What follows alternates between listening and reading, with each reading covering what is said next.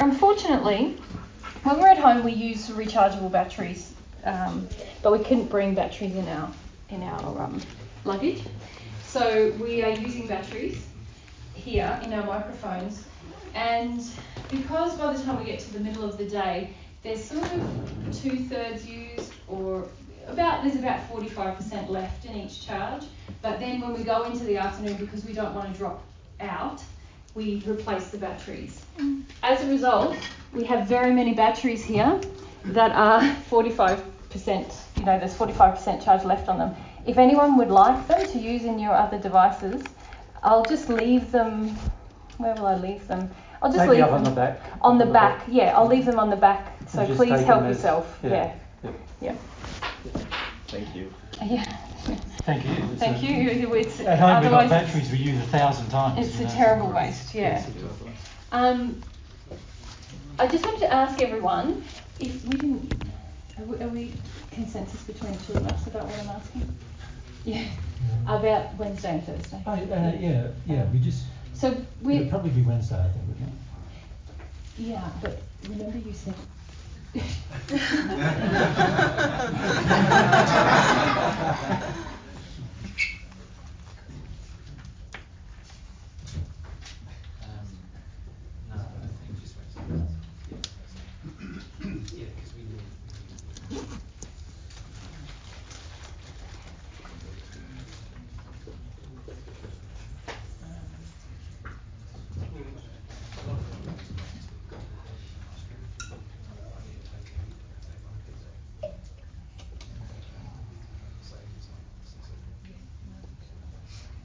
All right, so we're thinking on Wednesday that we'll have some more chats with people.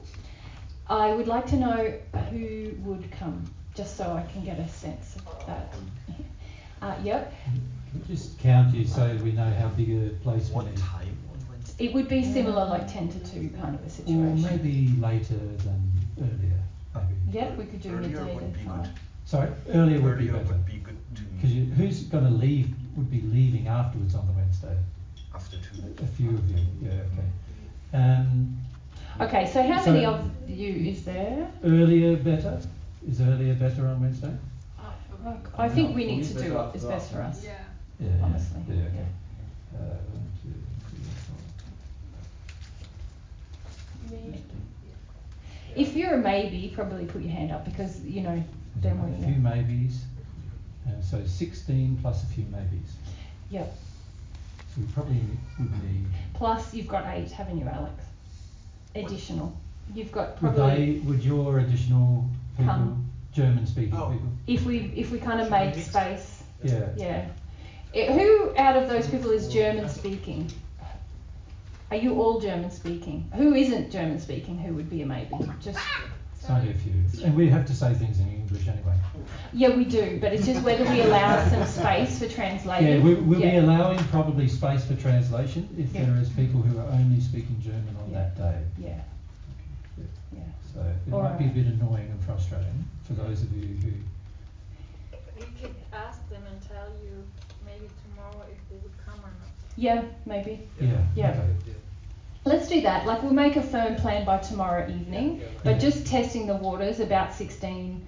Yeah. All right. Yeah. So then we know if we have to hire a venue, how big that would be. Yeah. Yeah.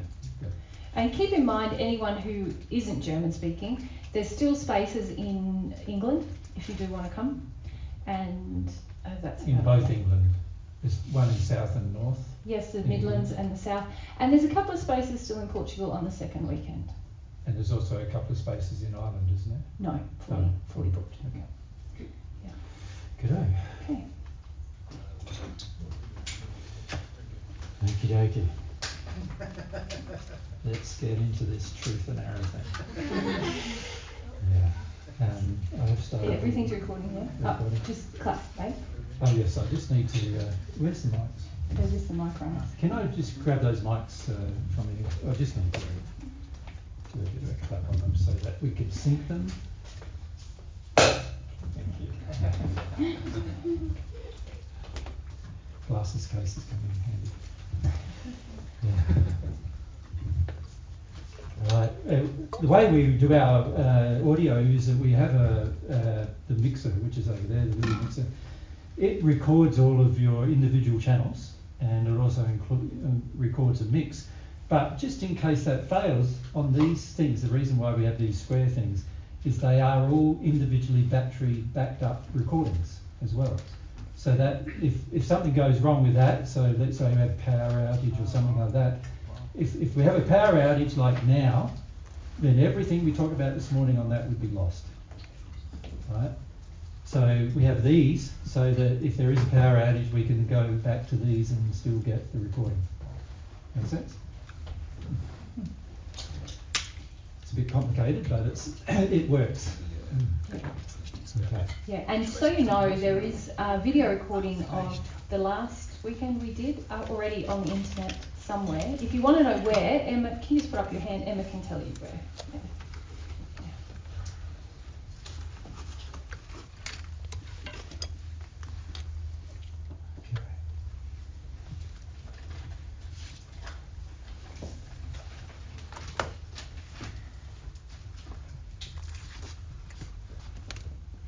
So remember our discussion up until now, we've basically been talking about the opposition.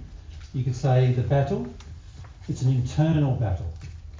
It's not a battle you have with anyone else, it's a battle you have with yourself. Right? This internal battle between truth and error that occurs. Now, of course, on a larger scale, there is a battle between truth and error as well. There is good in the universe, and there is evil in the universe too, created by humans, the evil. But there's a battle there going on between good and evil. It's the same battle between truth and error. Right? So these battles occur, and for the most part, most people, once they're on Earth, are usually well entrenched in the battle. And then when they pass, often the battle continues, and this is why people remain in the hells of the spirit world, which is the first sphere of the spirit world. And the battle continues for a while until they work through issues, and then once they start working through issues, they give up the battle to a degree, and then they start progressing. So the key for us is to give up the battle as soon as we can. To give up the battle as soon as we can. Now, the methods we use are going to have to be dealt with in order to give up the battle. These are emotional methods. They are things we feel inside of us, and while we feel those things, the battle will remain. Right? So we're going to have to learn how to process through these kind of things emotionally. We're going to have to let them go emotionally. And for many of us, we've got some very deep reasons why we do these things. So even just things like habits, sometimes they are so entrenched in us, and we don't really understand why, but once you start trying to work on the habit, you start exposing, oh wow, this habit has come from this feeling that I need of comfort from something or something like that. So you start realizing, oh, there's a lot more to this little thing I do than what I realized, right? And this is why when we talk about the little things, like drinking a cup of coffee is a little thing, right? In comparison to how you treat your brothers and sisters, your other people on earth. Obviously, how you treat other people on earth is much more important than you drinking a cup of coffee. Right? So when people make drinking or eating things more important than how they treat people, they've got things out of perspective. Remember, we talked about perspective yesterday. Right? Part of the perspective is there is a hierarchy of, you could say a hierarchy of things that God desires for you to treat in a loving manner. Of course, the highest thing is God. God is the person that designed the universe, created it for you, created the playground, and eventually all people in the spirit world eventually learn to have some respect for God.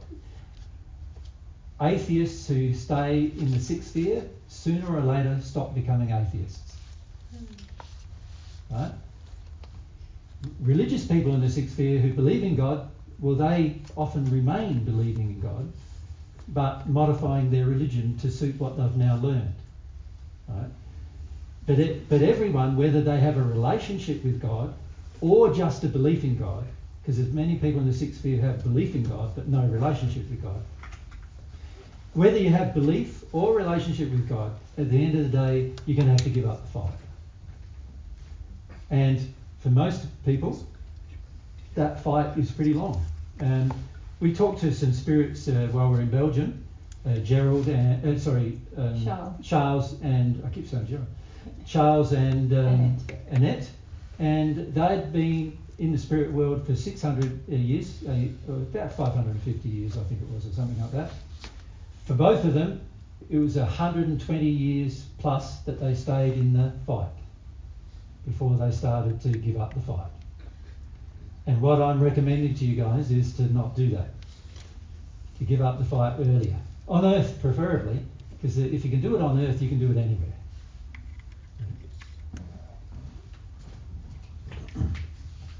What does it look like giving up the fight? Good question. So, to truly give up the fight, there needs to develop within oneself a love of truth. And a love of truth no matter what you have to feel in order to love truth.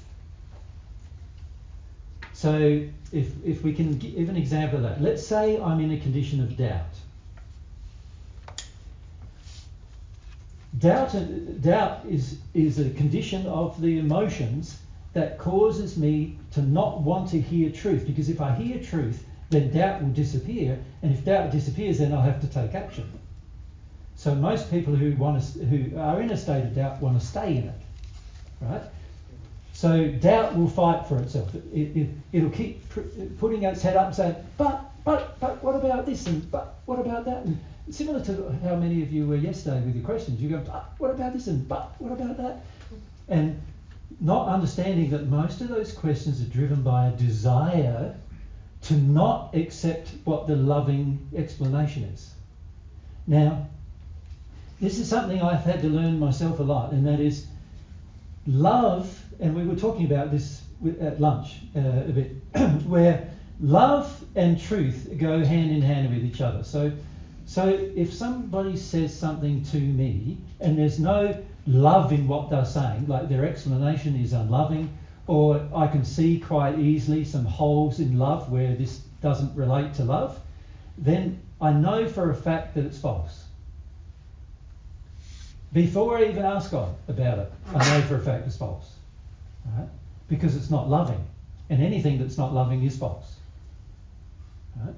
So once you understand that everything that's not loving is false, you can see it's quite easy to determine, as long as you know what love is, which is another discussion, isn't it? We need to have that. But as long as you know what love is, whatever is unloving must be false, so therefore I need to just dismiss it. Right? But if I can't work out what's loving and what's not, which many of us are in the state of, because we had childhoods where sometimes we were loved and then other times we weren't, and then our parents told us they were loving us while they were smacking us, and you know, there's all sorts of reasons why I might have a very distorted view of love, you know. And so when I get presented with information in that state, I need to put it on the maybe list until I can work out whether it's loving or not.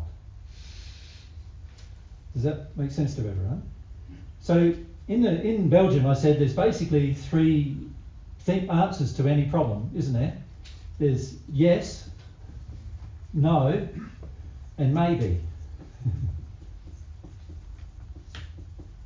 So what I'm recommending to you is, if you don't know whether something's loving or not, then put it on the maybe list. It needs more thought. It needs more consideration. It needs more prayer. It needs more desire to know the truth if it's on the maybe list. So you don't neglect the maybe list. So a lot of people, when they are presented with a problem and they go, oh, I don't know what the answer is, maybe it's this, maybe it's that, maybe it's this, maybe it's that. Most people then are in a state of confusion, don't like feeling confusion. So what they want is resolution, one way or the other. So what a lot of people do with the maybe list, they can't cope emotionally with a maybe list. But when you start, your maybe list is like, you know, like it's the longest list, right, that you have. And most people get confused with the maybe list, and then they go, just make out there's no maybe list. Or just tell me what's right and wrong. Or I'm just going to do this anyway, without really determining whether it was right or wrong.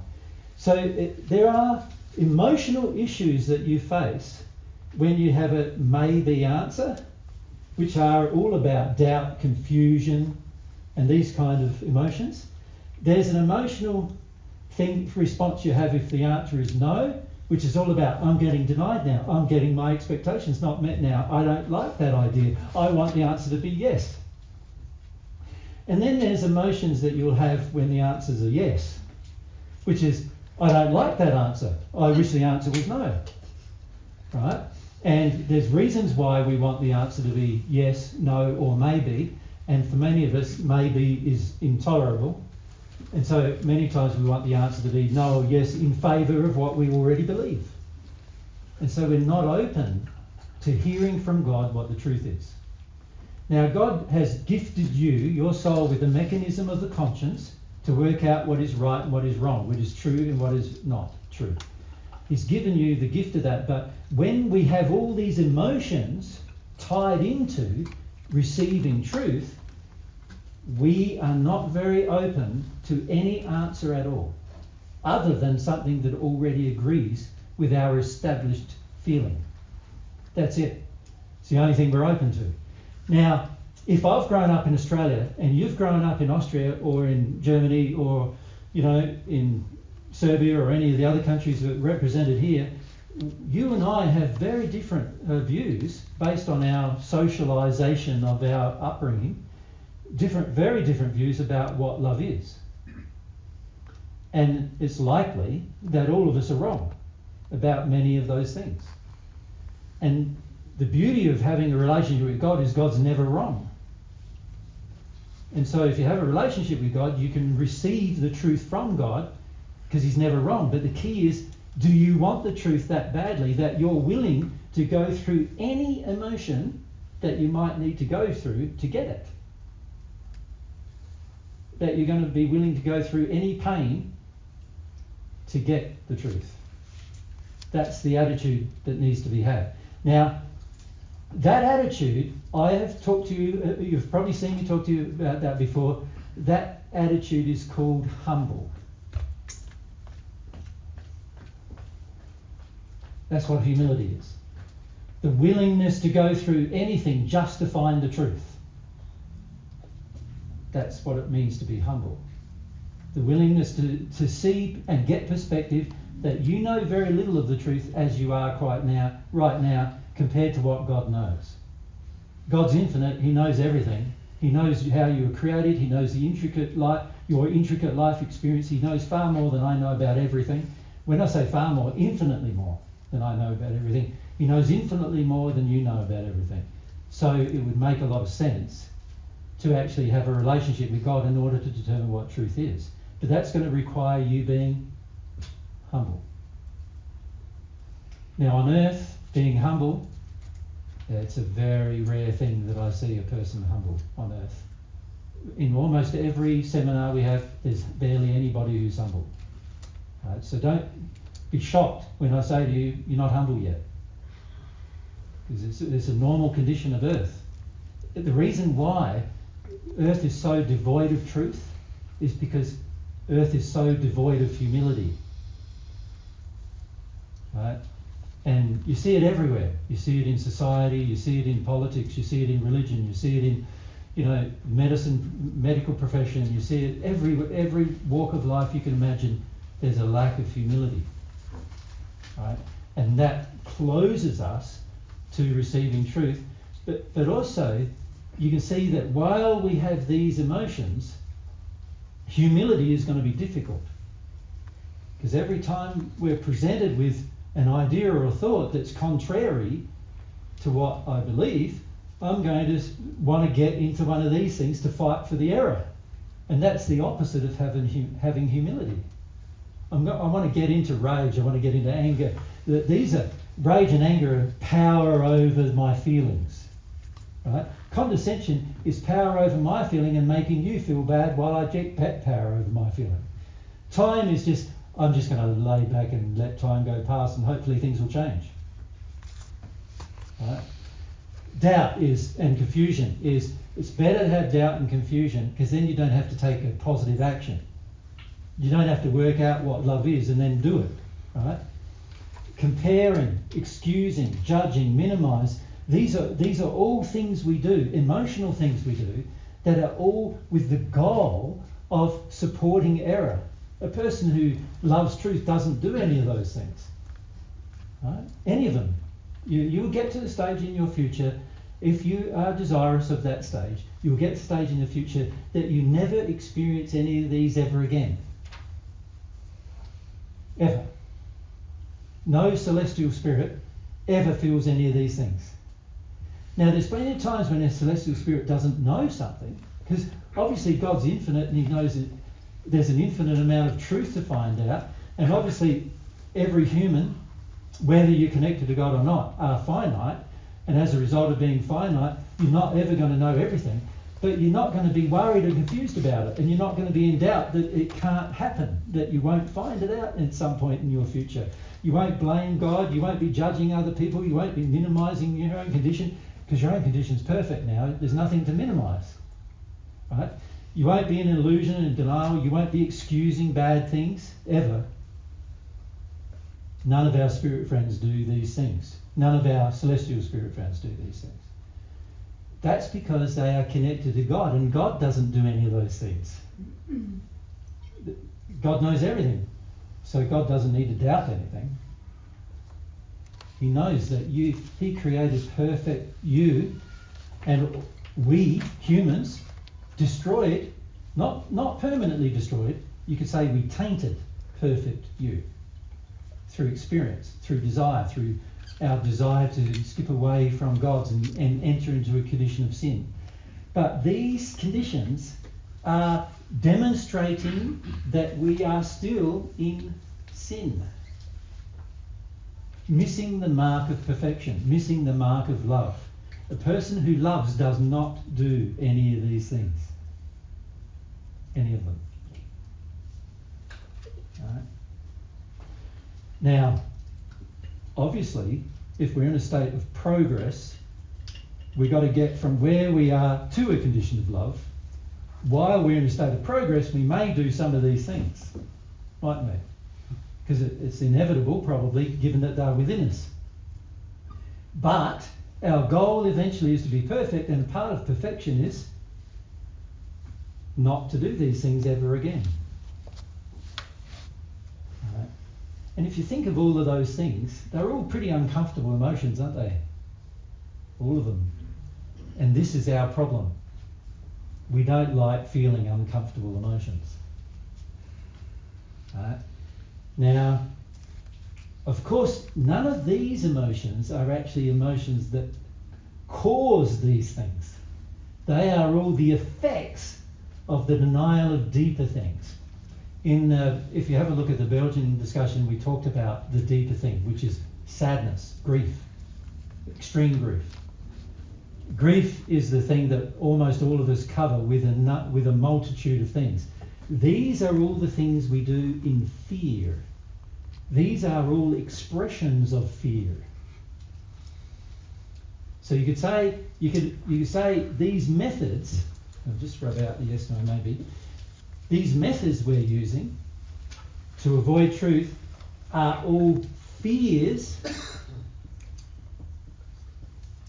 They're expressions of our fears. They're us expressing fear in the way that we've learnt to express it. Right? And fears, by definition, support error. So that's the purpose of these things, is to maintain the error. So we're okay understanding that? It's important to grasp this fundamental principle of your life for your future. If you ever wish to get rid of your error, you are going to go through a fight with your sin.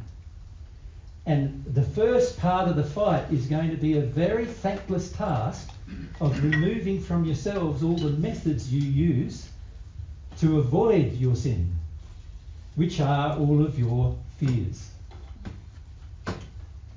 You have to learn how to feel fear rather than do these things. That's the challenging thing to do. So, I just wanted to ask, what does the church mean by original sin? We're born with original sin or something? yeah, and the theory of the church is that when a mon and a man, or Adam and Eve, they call them, when they originally walked away from God and they decided they would be gods themselves, that was the original sin. And that theory is actually true, that it was the original sin committed by the first human couple, the desire to walk away from God and walk away, and as a subsequent result, walk away from God's laws and become their own God, their own lawgiver. That was the original sin. So that you could say they began their fight with God by doing that, a fight with God's laws. So when we refer to, in our discussions, original sin, we're referring to that original sin of beginning the fight with God by setting yourself up to be your own God, your own lawgiver. Now, they then say that original sin can never be rubbed out except through the blood of Jesus. That is untrue. Original sin is, we are all responsible for rubbing out that original sin. Because if we've imbibed an idea that we are our own gods and our own lawmaker, we have that original sin within us. And we are responsible for removing it. And no one's going to come along and save you from it. No one's going to come along and save you from dealing with that problem. Because it is a problem. It's a problem of perspective, if you think about it, isn't it? It's sort of like, instead of believing God is God, we believe we should be gods, all in our own right. And the fundamental problem with that is your laws will be different than mine. And that will be different than Julius's, and that will be different than, Emma's, and that, everyone here will have a different set of laws. And therefore, we're all going to be in disagreement with each other at some point about what is true and what is false. So that's the subsequent effect of us all setting ourselves up as individual gods, having our own laws. The subsequent effect of that is we're all in disagreement. Now, those disagreements eventually are going to come to a head. Now, sometimes it would just be a gentle argument, a gentle disagreement where we can have a smile on our face about it. But sometimes it can be, let's go to war about it. The disagreement. Twice in the last century, there was world wars, which is a fundamental expression of a disagreement. Yeah. And so how we express our disagreements really depends upon how strongly we're willing to defend our fears. And I find a lot of people are willing to go to the point of murder to defend their fears. Okay. So we come down to here. And then here. I really don't like feeling fear. Join the club. Yeah. And I prefer feeling sadness. Yes. I have this idea that if I'm humble to fear, I will reach a sadness. How does it work that I can kind of feel sadness, but then I still have all this fear? And shouldn't I be... So I think I'm sorry. Yeah, no, go. I'm trying to build some faith here. Yeah. That if I face the feeling of the fear, it will lead to tears, which I'm more comfortable with, I think. Yeah. So because right now it's a closed chapter with fear. It's like I'm not going there. No, I'm not going there. So Okay. maybe I'm trying to get a picture. Yeah. Well, a lot of our questions are driven by the desire to say, surely there's another way. And let's talk about fear. as a feeling, shall we? A general rule is that most women, in particular most women, are more prepared to feel sadness than fear.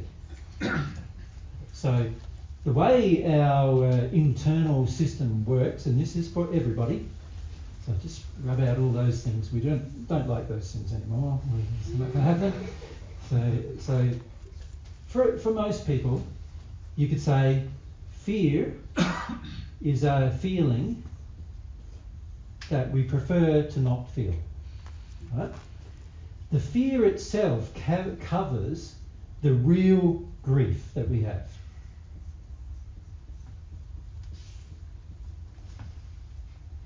Now, if we are up here, higher than our fear, and this place is a place of, firstly, you see, we do a lot of things to avoid fear. We create addictions, and the purpose of the addictions is to comfort our fears. Makes sense to you? Yep. So we've created addictions to comfort ourselves so we don't have to feel fear. Right? When our addictions are not met, we go to anger. And a lot of people are uncomfortable feeling anger nowadays as well, because it's been beaten out of you as a child not to do that. So a lot of people go quickly from anger to complete denial, of any emotion at all. Numb. You could say numb. Right? Which is a more preferred way that most people in modern society have to feel anger, particularly women. Does that make sense? Women, you're taught that anger is not feminine, and so, you can't go there. So most women go numb instead of feeling anger. But even anger is an expression of when I didn't get my addictions met, and my addictions are there so that I don't have to feel my fears. Right? So we've got this sort of process occurring for the majority of us, where fear is the thing I think is the problem. And I need to feel fear. Like, fear is in most people now as a feeling, and there's a lot of reasons why that is the case. The major one being that we were belted or treated violently as a child whenever we had grief, and so we learnt to be afraid of it. We learnt to be afraid of truly experiencing grief. We talked about this a bit in Brussels, didn't we? Because we talked about the lengths people will go to avoid grief. Right? Like if someone starts crying in this, like let's say a child starts crying in a plane. Almost everybody there starts doing what? Projecting at the child. Shut up, can't the mum shut it up, put a dummy in its mouth, give it some food, shut the thing up. You know, there's so much projection of emotion at the child having a cry, because the average person on earth has a huge amount of grief and they don't want to be reminded of it. Right? And a child crying reminds them. And so they just don't want to experience that. They don't want to feel it at all. Is it related? Yes. Yes? No, just go back one. I want the relation first. Is it possible to feel the grief straight away? And does it remove? Well, that's the question you just really asked, isn't it? So in a different way. So this is what I'm answering. So let's keep going. Now, if this is the way we've constructed ourselves, our inner world, which it is, then can you see that if I don't get my addictions met, I will revert to anger. But if I meet my addictions, it helps suppress my fear. So for most people, this is the state of comfort. Is that? So for most people, addictions mean comfort.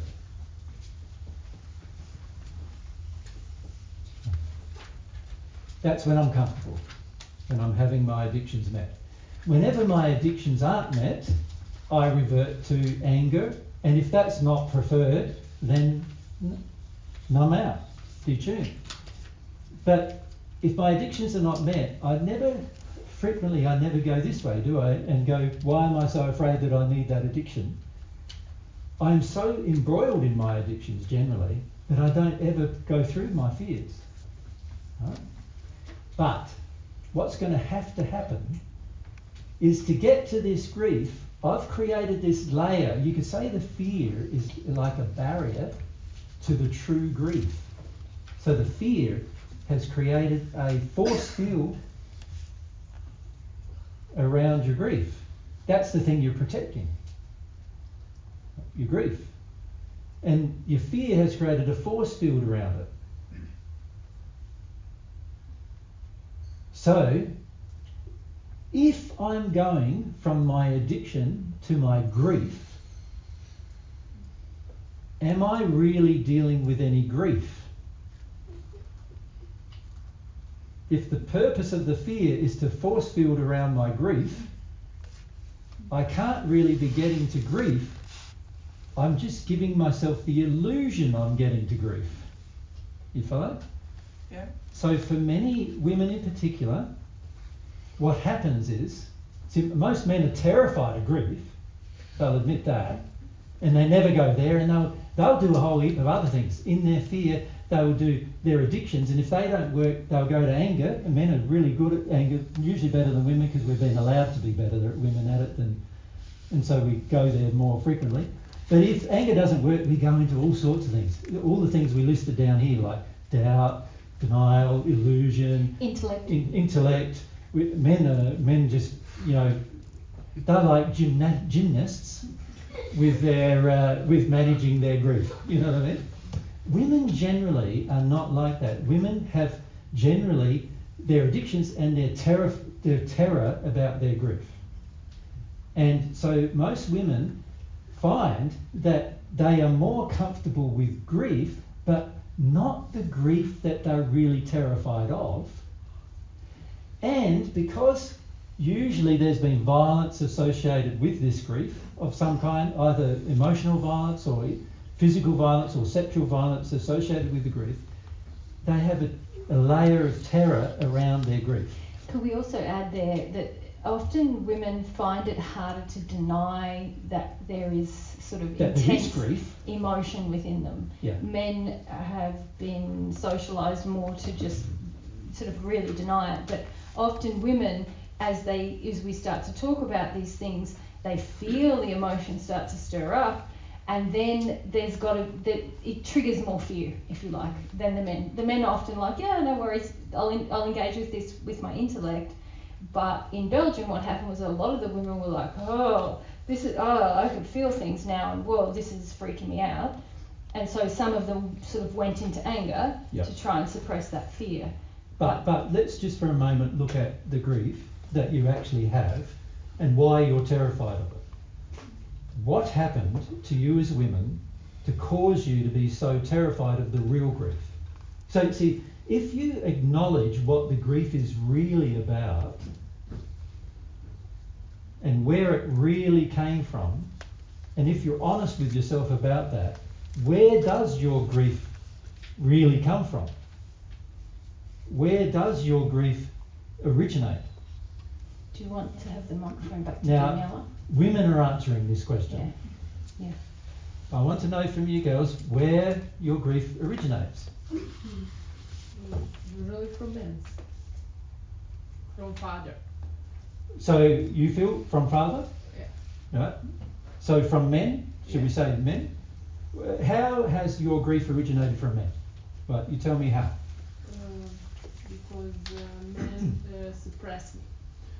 Okay, so one of the primary ways men suppress you is whenever you get emotional, what do they say?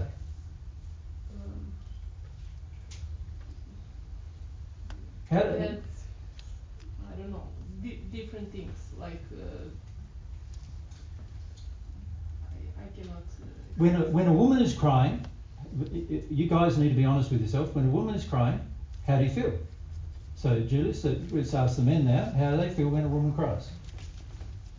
Condescending and belittling. Condescending? Yeah. I have the same problem. We've got to look it up. Yeah. And what was the other one you said? Belittling. Sorry. Belittling. Belittling, yes. Belittle. Yeah. So you're belittling their control of emotion, aren't you? their emotional state. Yeah. What else? Yeah. With Tanya, if she's crying on the street, I feel afraid of the other people's reactions. Okay. I just move away. I just like, okay, you cry. So you I'm sort off. of reject her. Yeah. So I'm not with you. embarrassed? Yeah. You feel embarrassed? Well, could be, yeah, Yeah, yeah. something like that. Yep.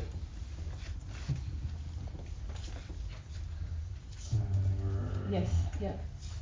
Yeah. Embarrassment? Yep. Yep. It's like I doubt that they're really hurting. Okay. Yeah. So it's like, what are they crying about? Are they just manipulating? Are they just me? manipulating me? Right. So suspicious. Okay. What else? Yep. Something is wrong. I need to fix her. Okay, I need to Panic. fix it. Like, I'm responsible. I need to fix it. So I just put it worry, as responsibility. worry, responsible. And you don't want to be responsible, right? For a woman crying, so yeah. Okay, can you see these groups of emotions must cause a woman to feel like she shouldn't be feeling emotion. Now, why do you feel that way? Why are you reliant on men in order to feel your emotion? So can the women answer this question? Charlotte? I want their approval. So you want approval from men? So I should put this in a different colour, shouldn't I just say these are women, the women's feelings? So you want approval? Yeah. Go up the back, thanks. And then Olga. Yeah. I want to be seen as a person. You want to be seen? What do you mean by seen? Sort of like acknowledged as equal? Yeah, like myself, whatever that means. Yeah, okay. Well, that's fairly open definition, but Olga, you had? I want to feel secure. Secure. This is safe, secure. This is a big thing for women. You can understand why, because in history, and we're talking now for thousands of years, unless a woman had a man in her life, she was not safe from rape, from abuse. She was not safe from being killed. She was not. Her children weren't safe, right? Unless they had a man to protect them. So a lot of it's about needing protection, right? These emotions are in generations of women, right? So they're looking for men to protect them. They're looking for men to make them feel safe. And if a man's feeling these things, can you see you don't feel safe anymore? You don't feel protected anymore. The very person who's protecting you is telling you you're doing the wrong thing. Right? So that's going to be tricky, isn't it? Now, that's when you express grief. Can you see, though, why you're afraid? If every time you get to the real grief, a man feels these things, and then that's going to make you feel these things in the opposite, like disapproved of, unseen, unheard, insecure, unsafe, you feel threatened, like with your life threatened. Most women feel threatened as soon as they start to feel something of significance. They now feel the threat that's existing in their life and in their past, and that's why they're so terrified. And they don't want to go through that. They don't want to go through the terror of the threat. Yeah, and can I add to that often when I connect to the real grief, then I'm more connected to truth. That's when it's almost like when I avoid the grief, I can somehow deny the truth of the problems that are in my life. When I connect to the real grief, I can't deny it, and now I feel more urgency to act in harmony with the truth. We're not going to accept the truth that actually men are in my life for this purpose. Only that purpose. And only for that purpose. And if I start feeling that and accept the truth that men are there to make me feel approval, seen, heard, safe, secure, protected, and I'm starting to feel grief that then I start to realise that actually they're not making me feel that. They're making me feel these things on the reverse end. Yeah. Instead, this is how they really feel about me. Unless I do exactly what they want, then they will do these things for me. Now, most women are very terrified for that reason, and there's multi-generational terror. So many of you ladies have women spirits with you who are just as terrified as you are about having the feeling of terror and then getting to the real grief. And so whenever you start feeling sadness, true grief, you've not only got your own feelings of threat to deal with, but you've also got a bunch of women spirits around you going, don't go there, don't go there, don't go there. You're going to be unprotected if you go there. You're going to be in a space where men will get angry with you. They'll get upset with you. They won't look after you anymore. So there's a lot of pressure on women on earth to not feel their real grief. There's also a lot of pressure from men to not feel the real grief, because once you feel the real grief, you'll realise the average man is actually like this towards you. The average man is condescending, he is belittling, he's basically embarrassed whenever you have an emotion because he doesn't like his own emotion. He's basically suspicious of you, and particularly sexually suspicious of you, right? And the average man doesn't want to be responsible for your feelings either. And he may worry, but his worry is projected as rage at you generally. And so the average man doesn't feel very good about women. And so the more you grieve, the more you realise that, and it becomes more and more difficult to not at some point realise that this is why you're terrified. Now, it's been interesting at home because we've had the opportunity for the last couple of years probably, haven't we, where we've met with a group of people, the same group of people for every week for I don't know, it must be 4 or 5 years now. In that group, the women are starting to have breakthroughs about dealing with their terror, about men and how they view men and how they see men and everything. And it's really interesting to see the change, because as they do that, they soften up emotionally, and they soften up emotionally enough to ask God for love, and some of them start receiving love as a result of that. And the more love they receive, the more aware they become of how men have been manipulating, particularly their fathers, have been manipulating their life. And the more aware of that they come, that is triggering even a bit more fear, and then they've got to feel some fear as well. And so they're learning how to feel their terror through that process. Does that make sense? But for most women, you're not going to get to the real grief until you feel some of these fears of the disapproval, the feeling that you're invisible. In most families, mothers do so much work, like cooking, cleaning, looking after the kids, running things around, doing the functional things, that everybody, including their own children, eventually don't see how much work they're doing. As a general rule. And so even becoming a mother, which most women are being taught from babies, is how to be a real woman. And yet, even after they've done that, they end up being completely unseen and unrecognised. And you look at society. Does society really recognise even the role of a mother? Like, how important it is to society? Not really, because for the most part, if you're asked, what do you do? And you say, I'm a mother, most people go, oh, that's very uninteresting.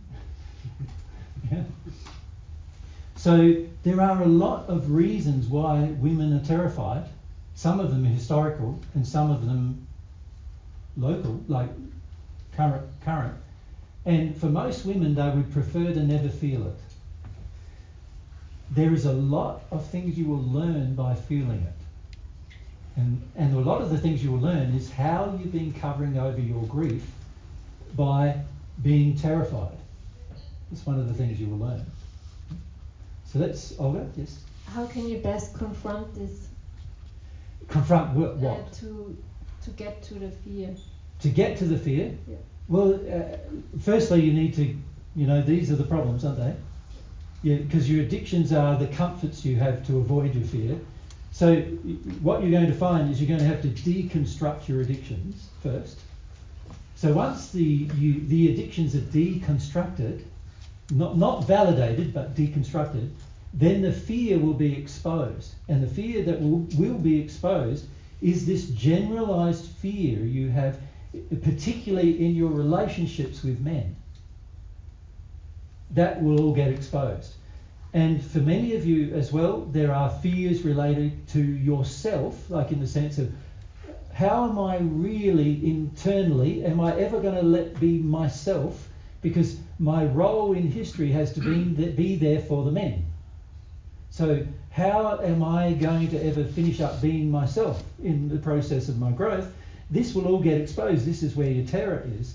And that terror, once exposed, now it's more readily able to be felt. And you'll feel it as, you'll find yourself some days, like, this is what Mary's been finding the last maybe year or two, isn't it? Some days you're just sitting there and all of a sudden Mary just starts shaking and feeling what she feels as the threat to her life on earth. Does that make sense? And that's what you'll go through. You'll need to go through the experience of it as a part of the process. And then up the back as well. When I start feel Mic up a bit so I can do that. When I start feeling fears, my tendency is to disconnect from my body. Like I'm going up somewhere. Yeah, closer with the mic again. Yeah. That's better. So you can hear yourself in there. Yeah. And then I start fear about that disconnection, and I'm feeling that, but I cannot feel that fear because I disconnect on the first place. Yeah. And that is that addiction, and how to go to. Yeah, it's an addiction to get away from your fear. It's a way. It's like numb myself to my fear, get away. And a lot of women are experts at getting out of their body. And this is why many women also have sexual problems as well, because they're getting out of their body. And why, when I say sexual problems, I mean difficulty with orgasm and difficulty with sexual connection, getting out of the body. But also because you've been taught fear is something you want to avoid. Fear is something that you feel like you can't handle. And so if you're out of your body, then of course you don't have to feel what the body's feeling. Now, it's going to require effort to get back into your body. Yes, I'm trying, but it's really hard to me to. Whenever you don't want to do something, you got to pray about why you don't want to do it. So if you start experiencing fear and then you go out of your body, then of course you need to pray about, well, why did I just go out of my body? What was the reason for doing that? Right? God can share with you why you're doing it. And for each of you it may be different reasons. But what I find is a lot of times there's the perceived threat from the environment, and that then causes you to say, I can't feel this terror, get out of it instead. Right? And so you've got to undo that process. And you're asking me how, but for each of you it's going to be different, isn't it? Because each of you have different reasons for going out of your body. And the principle is don't try to force yourself back. Be gentle and find why kind you with did yourself about why, and then you'll discover, and then you'll never do it again. Yeah. But the problem lots of us have is I know I need to feel my fear. Now I've gone away. Oh, I've got to get back there. But then you start getting punishing on yourself and heavy with yourself, and that's not going to help. It shuts everything down. Yeah. It's not going to be good for you. Yeah. Because fundamentally a part of this is loving yourself. Now, it's not loving to avoid your fear, right? But it's also not loving to punish yourself for having it. And it's also not loving to punish yourself for avoiding it. Right? So you need to deal with the lack of love of self in the process of trying to get away from your feelings. Also, there's a trust in God issue here. For women, When they start feeling terror, they don't trust God anymore. Right? For men, when they start feeling sadness, they don't trust God anymore, generally. Right? But for women, it's when they start feeling fear. Now, also, I must say, men do have a lot of fear, but a lot of times it's fear of their grief. Men also do have a lot of fear generally, but a lot of times they use their intellect to get themselves so far away from it that they think they have none. Right? So you guys who think you have no fear, you're lying to yourself. Everyone on earth is going to experience fear at some point, and the degrees of fear will depend on the experiences you've had. Like if a man's gone to war, his fear is going to be intense because there was a daily threat to his life while he was at war, so his fear levels are going to be intense. Also, if he had an abusive father, his fear levels are going to be intense, right? Because his life's in daily threat of violence.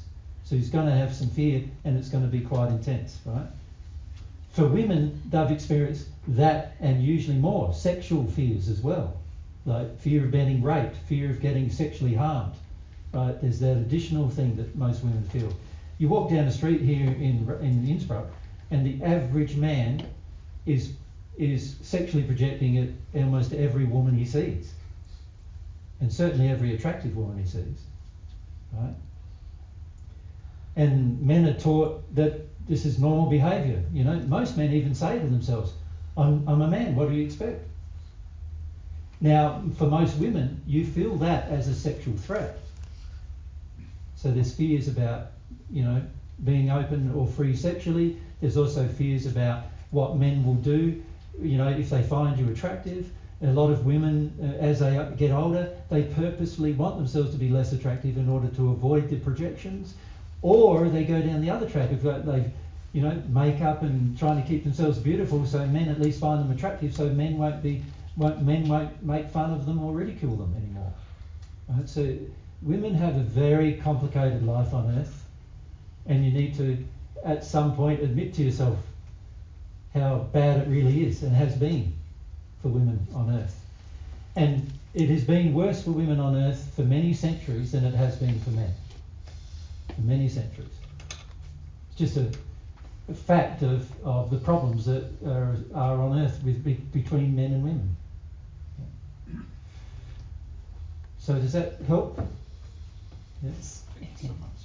So we're going up the back, yes? So you talked about the woman make the all at home, like the dishes and the... Yep. So it's also addiction, or? Because yep. I personally do it because I want to feel good at my home, but then get angry when it's not got seen. So, but I told myself I love to do it because I like a clean home. So. Yep, and the reality is a lot of men don't take personal responsibility for their space, particularly their home space, and so they do expect women to do it. And if the woman doesn't do it, the men starts projecting disapproval and starts feeling like you're not a very good woman, and they start looking for other women, and so that makes you feel very safe and insecure. And so there's a lot of reasons why women have the addiction of being a homemaker. The reality is God didn't create you to be a homemaker. He created you, remember, you're half of the soul too, by the way. He created you and your half to find their true passions and desires, and also find their personality and nature and be that.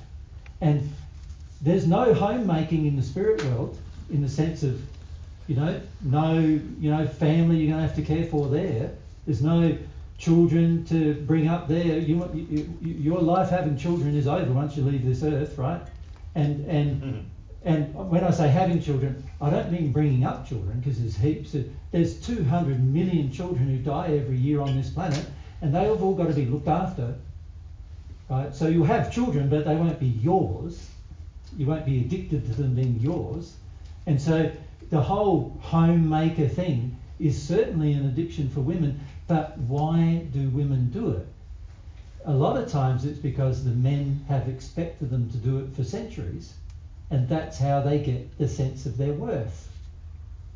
Right? But God's going, your worth isn't a homemaker. Your worth, he feels you're the pinnacle of his creation. You're already worthy no matter what you do.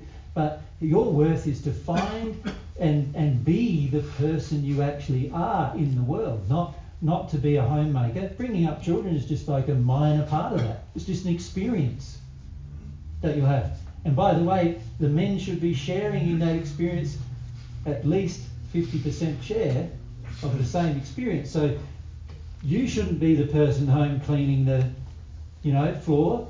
He should be half cleaning the floor. You shouldn't be he shouldn't be the person going off to work.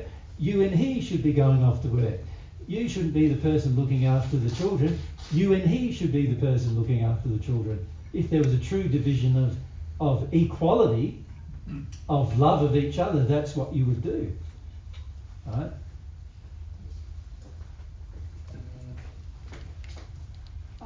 So when I acknowledge that addiction and let it and feel all that comes up. You can see there's fear there, isn't there? If I change this, who's going to be the very first person upset? Myself. And why yourself? You're right, yourself will be the first person. Why? Because I'm not loving. Because well, there's the perception you're not. That's been projected to you for centuries, millennia, girls. So firstly you're going to have to go through that. But once you go through that, who else is going to be upset? Your children and your husband are definitely going to get upset because your mum's changing. She's not cleaning up after me anymore. She's not doing my washing anymore. She's not doing my ironing anymore. She's not cooking my meals anymore. She's off having her fun. Right? How dare she? That would be the general response. And so a lot of women are very afraid of that. The perception from their own children that they're a bad mother, and the perception from their own husband that they're a bad wife. Right? So the feelings you'll have to go through as well. And then on top of that, you'll have to deal with the barrage of anger and rage coming from the men when you're not doing what they want. Right? Which, by the way, is a sin on their part, wanting it anyway, because they should be treating you equally anyway. Yeah? I think also the fear that comes up now is I don't know who you are. Yeah. Yep. That's very true. Most women on earth never discover who they are. Never discover their nature, their personality, because they've imbibed the role, and it is a role that you've imbibed from both mother and father. Mum loves it, and so she teaches you to do it, and dad loves it because he gets all his addictions met by you doing it. And so both parents, you're getting huge amounts of approval from both parents if you embrace the role. And if you don't embrace the role, what do they think? It's like, my daughter, she doesn't want to have children. We're not going to ever have any grandchildren. My daughter's just been selfish. A bit weird. Yeah. Yeah, she's She'll never be. She's gone nuts, She's lost perspective on what life should be. Yeah.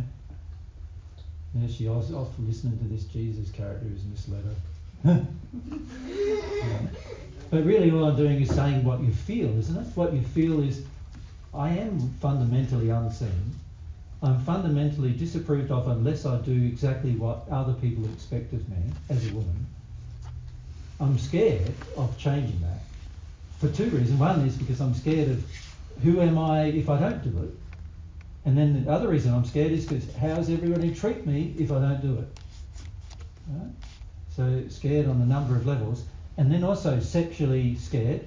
Like, men get violent sexually when they don't get what they want. They do.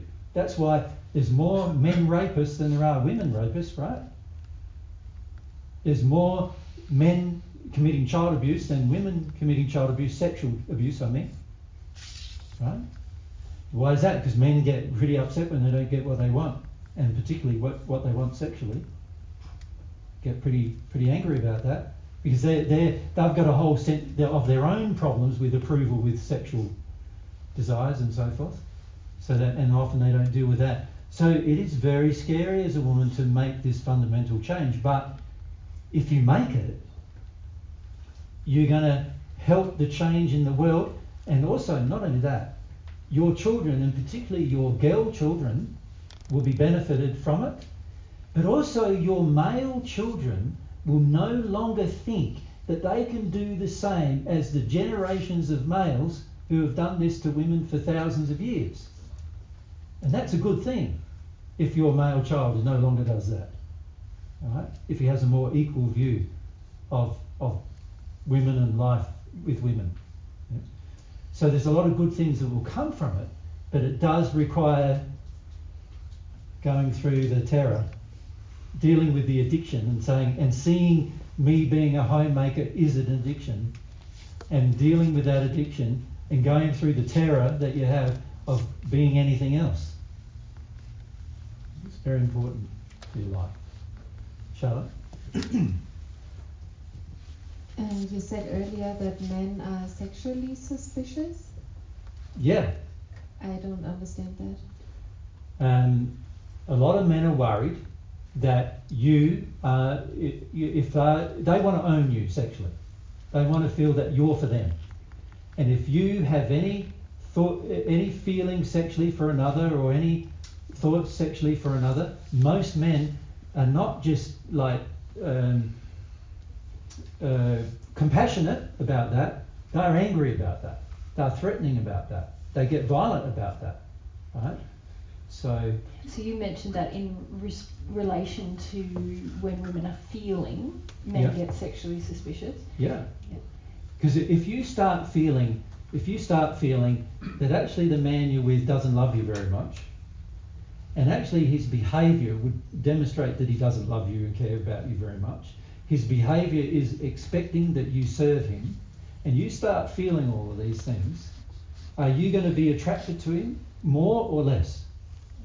Less. The less you're attracted to him, the more his sexual addiction gets triggered. So you're no longer interested in taking him to bed, right? He still wants to have you in bed, but you're not interested in him much anymore because he's treating you unlovingly, and you're recognising that and acknowledging it. So he's going to start feeling like he's neglected sexually. And most men do one of two things when they're neglected sexually. They get angry. They get angry with the person they're with, or they leave. They leave. Which is also probably from anger, isn't it? Yeah, that's right. It's from anger. Yes. And so you no longer will be safe or secure anymore, right? So that you can see what goes on dynamically. But a lot of men will do that, and because they treat their women as if they own them. Like even your soulmate, you don't own. You're two halves of the same soul. You don't own each other. You are each other. It's not the same as ownership, right? So a person who has an attitude of ownership is in error. But a lot of men have that attitude, and that's because they've had millennia, thousands of years of owning women like cattle. They've treated women like cattle. They did. They barter them. They go, you're worth 5 cattle. They still do it today, right? You're worth 5 cattle. You're worth 10 cattle. That's my dowry, right? What I'm worth. That's what I'm worth. And men they don't talk to the women, do you want to have a relationship with me? They talk to the woman's father. Because the woman's father owns her. Right? And this has been history for thousands of years. And not only that, it's still current. In many countries today, it's still current. Where there's this bartering system that goes on where, did you ask my father for permission to marry me? Yeah. What the? Father doesn't own the daughter. Those of you who are married whose husband did that, like, it's common. Why would you even think of asking her father? That indicates some pretty bad feelings about women. But most men think they're innocent of all of that, right? But when the woman has feelings of her own, most men get panicked. It's like, I want you to have my feelings, right? So men have a lot of issues with women being themselves, including women letting themselves have grief, and including women just having fear Men have a lot of issues with it, and that's one reason why you're so afraid of it, of having those feelings. But also, if you give up your addictions to be a homemaker and a cooker and a cleaner and a mother, what's left? Who are you then? You've been taught for hundreds of years, generationally, that that's your purpose. And that's not your purpose, you know. Mary and I, we're one soul. It doesn't mean that her half of the soul has the purpose of bringing up children. Her half of the soul has the purpose of cooking and cleaning for me. Right? I have a responsibility to do all of those things for myself. If I want to have children, I've got to play my proper part in bringing them up. No woman should ever have to have 50% of her life, all of her life, dedicated to bringing up her children. At the most, it should be 50% of her life. Right? At the most. At most. At most. Because the other 50% should be their guy who's doing the same thing, right? And also, children would be far more independent far sooner if women didn't have this addiction to Correct. being the mother. Yeah. A lot of children develop much more slowly than they need to in terms of their life skills. Yeah. By the time a child's 5, it should be pretty independent. Able to cook for itself, clean up after itself, wash up after itself, earn some money for buy some food, know how to shop, know how to grow food. Should also be able to participate to the benefit of the family by the time it's 5 years old. If it's not, we have people, men, coming to help us with the non-profit organisation God's Way. They're 35 years old and they're like 5-year-olds in terms of how they understand their relationship with women. They treat every woman like mummy. Right. As if they're there for the man's benefit. Right. It's terrible injury you visit on your sons, because these sons are going to get, many of them are heterosexual. They're going to have a relationship with a woman one day. How do you think they're going to treat that woman? It's going to be pretty bad. Yeah. Fabian? If women or men have the need for approval, for example, yep. And she or he gets it but don't really receive it, so he demands more and more and more. Every addiction is like that, Fabian. Every addiction is like you never can get enough. Mm-hmm. Does that make sense? So if you need approval and it's an addiction, you're never going to get enough. You're going to need more and more and more and more. Yep. Go on. So what do you do about that? Yeah. Yes, you've got to feel the reason for the addiction, don't you? So if the addiction is I want approval, then what does that mean? What is the grief going to probably be? Feeling of worthlessness? Yeah, that you're unwilling to feel it, right? And you're so unwilling to feel it that you're willing to suck approval from everyone around you rather than just learn how to approve of yourself, right? So that means that you have grief associated with either feeling worthless or having disapproval in your past, and you're not letting it go. And so you become like I say to the group in Australia, you become like a sucking octopus, like putting your tentacles around the people who will give you the addiction and sucking the life out of them. Do the sound effect though.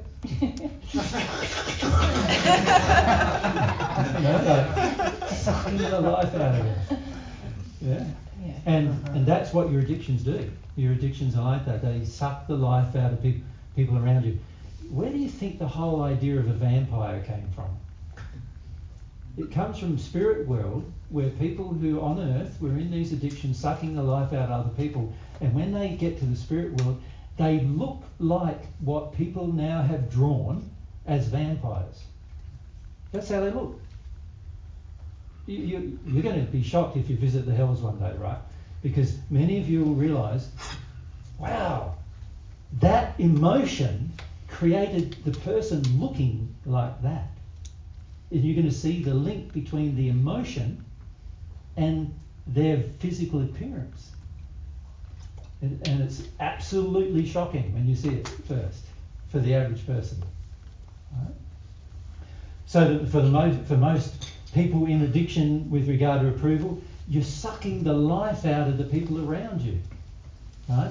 You're also very prone to dark spirit influence, because the spirits will give you approval as long as you give them something, whatever that thing is. A lot of times that thing is as long as you have a life of like sexual infidelity, or as long as you have a feeling that you can take from everyone around you, they'll give you that approval. As long as you treat people a certain way, whether that's by abusing them, so they feel a sense of power, then they'll give you the approval for that. And you're very prone to actually being influenced down a very dark road when you're seeking for approval. It's quite damaging to your sense of self, the approval addiction, because you end up being pulled to do things to get that feeling of approval. But if you're not careful, you've done that so much in your life that you can't tell what your real desire is anymore, because you're just so motivated to get the external feeling from people, and so then your reason for acting becomes based on their desires, their wants, what they will, the barter. If you do this, they will give you the approval, but you can get to the point where you can't really understand, well, what do I want to do it, or is it just because I get that feeling? So you lose all sense of your own will. Yeah. You don't understand how to use your own free will. I see that a lot in kids now, because there's so much kind of encouragement, quote unquote, and approval given for everything, that kids become very addicted to the external approval rather than having their own sense of, I achieved something, or I was interested in that and I followed that desire. So now they get, what is it, participation awards, isn't it? Now that's teaching staff and parents avoiding their own emotions about their own approval in their own childhood by giving their children constant approval for everything the child does, and the child learns after a while that anything it does, it should get approval for. And in the end, there's a lot of things you do you shouldn't get approval for because they're wrong. But the child doesn't ever learn that. So they end up doing a lot of things that are quite bad, but they get approval for all of it.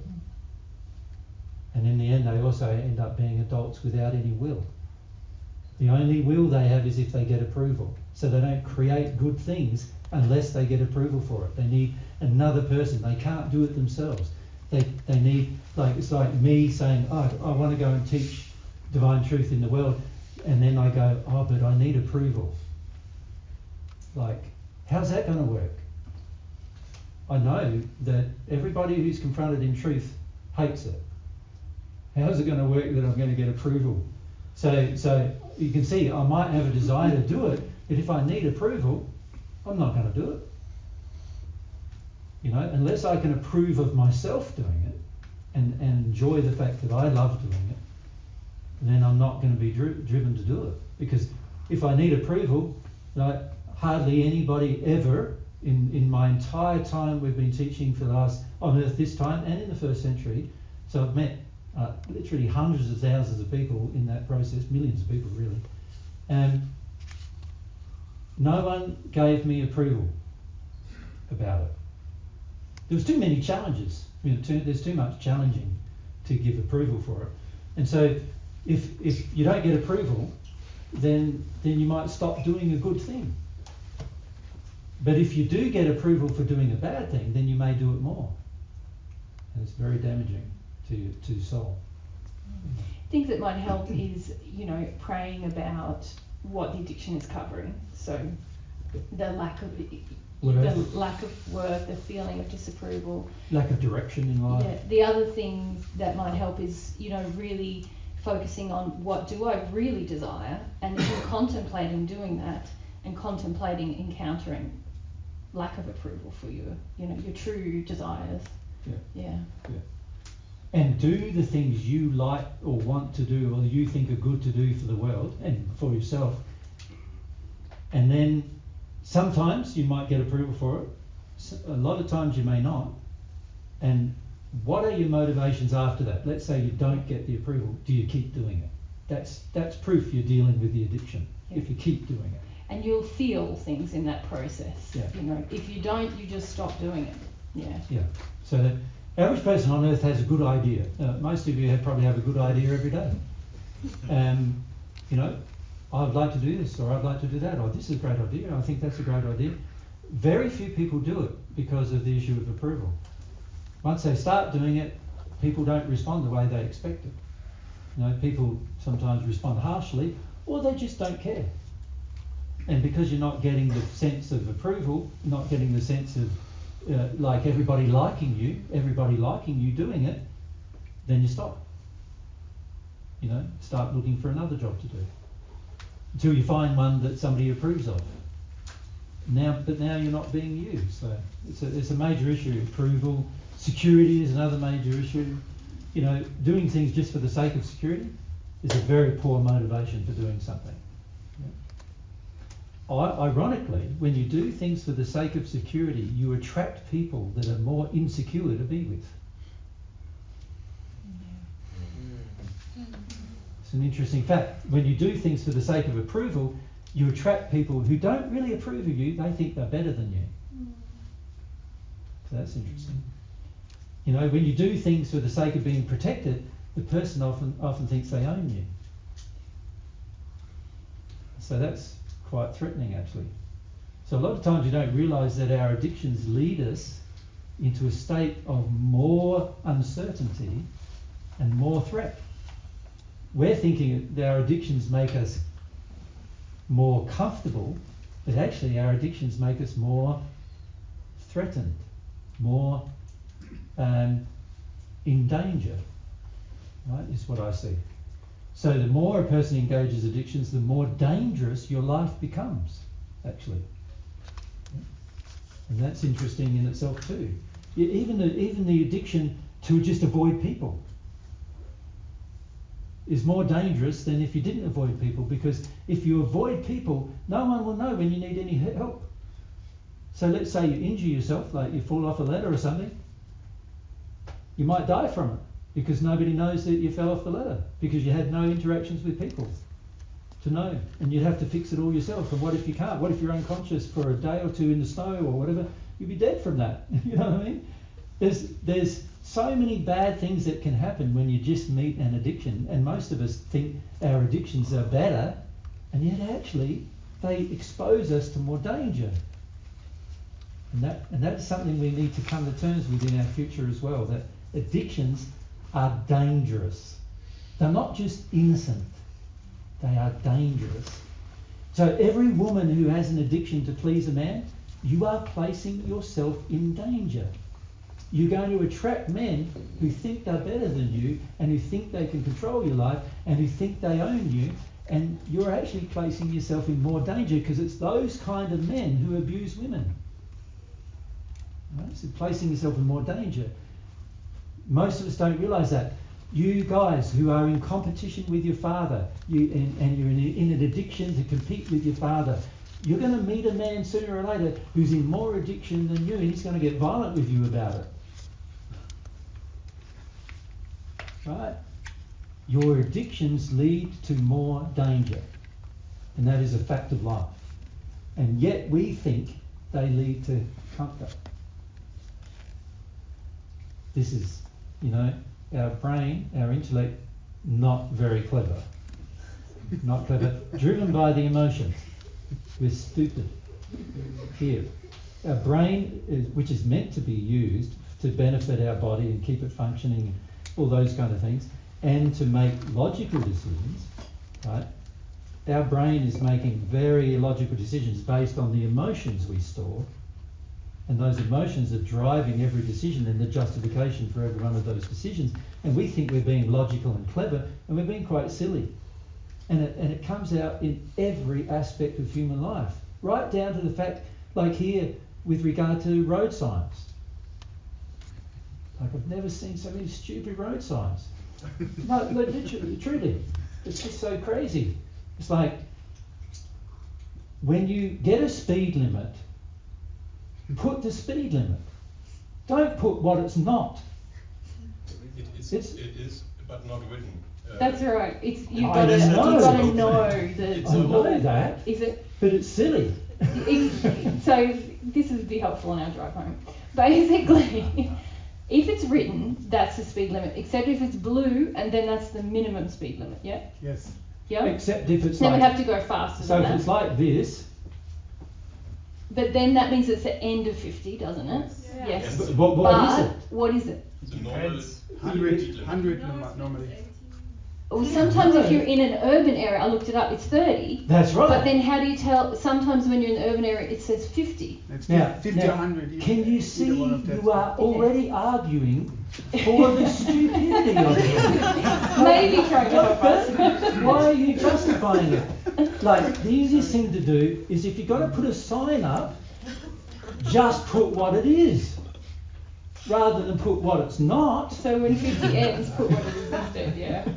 So if that's 50, that's 50. And if the next sign says 30, then that's 30. I know what it is, not what it's not. But a general point of logic. Trying to prove something isn't is very difficult. It's a general point of logic that the majority of Earth does not understand for some reason. But it's well known in scientific processes that proving that something doesn't exist is very difficult. Proving it does is much easier, right? Same goes with your signs. Just make them what they are. It's crazy. So this is what I'm saying. Can you see how you've been indoctrinated into a reasoning process that then causes you to accept an illogical supposition, like going to the toilet and having to pay? That's another illogical supposition. Like, why would you do such an unloving thing? You know, why would you do such an unloving thing as to paste a sign that says what not is not? Post a sign that says what is. That's a more loving thing to do. It's more loving. Therefore, it's more logical. You understand? But we have, and see, in every society is like this. You start critiquing it. You know what I mean? From a spiritual perspective, because that's what I'm doing here, critiquing the society from a spiritual perspective.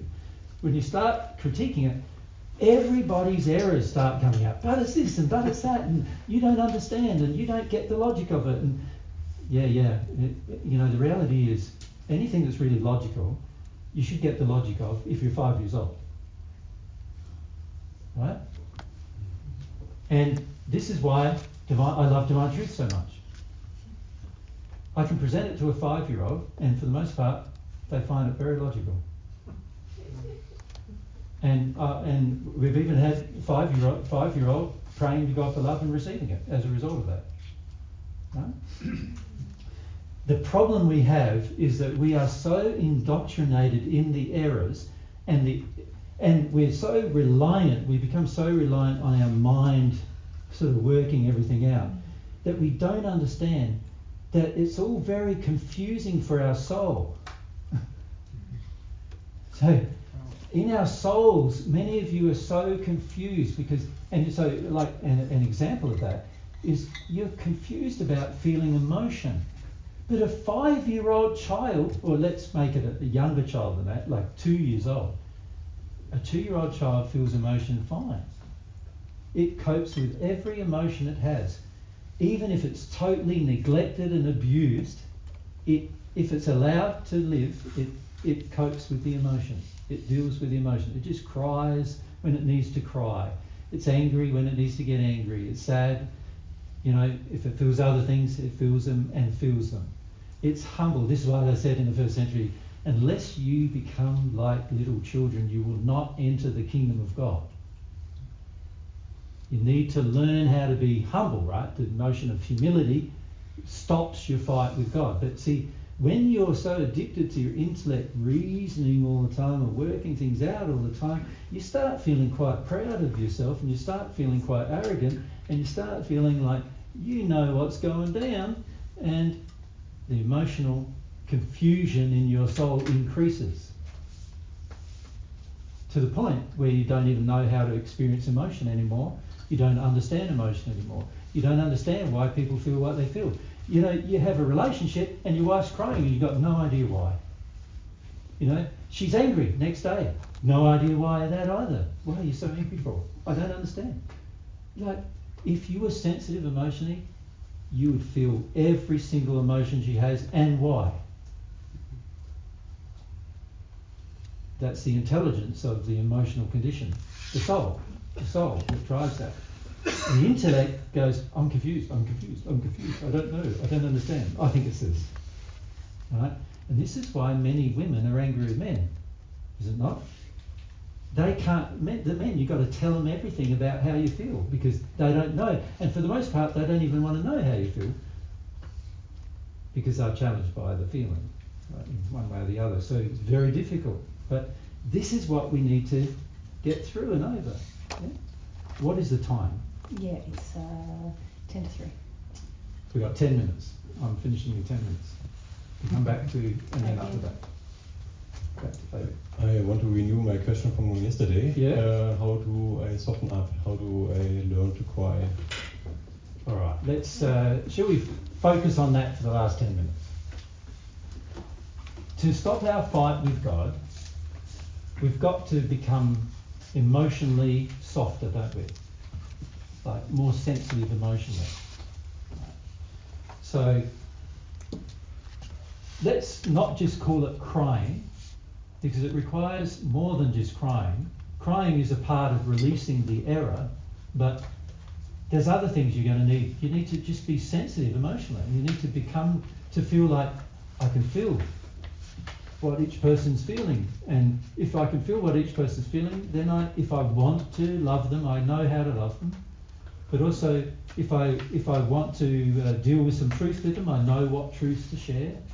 If I, even just from my own life, if I can feel what all of you are feeling, I know I shouldn't respond to that person because that person's angry. I shouldn't deal with this person because that person, wants an addiction met.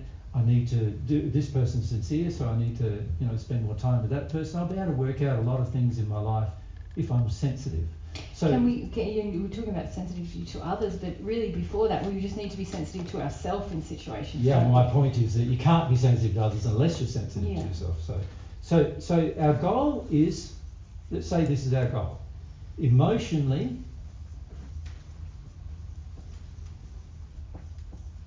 sensitive.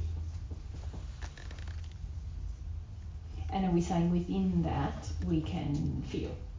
Well, in that we can feel our own feelings, we can feel other people's feelings, we know what those feelings are, we can identify the feelings, we feel the nuances of feelings, the specific little details of that feeling or where that feeling came from. There's a lot in being emotionally sensitive. It's really beneficial, actually. Every celestial spirit is excellent with emotional sensitivity. They know exactly what's going on, right? So that's our goal. God's goal is for you to become that. All right? God knows you become emotionally sensitive. You're going to be very sensitive about what's not loving anymore. And you're going to be very sensitive about what's truthful and what's not truthful anymore.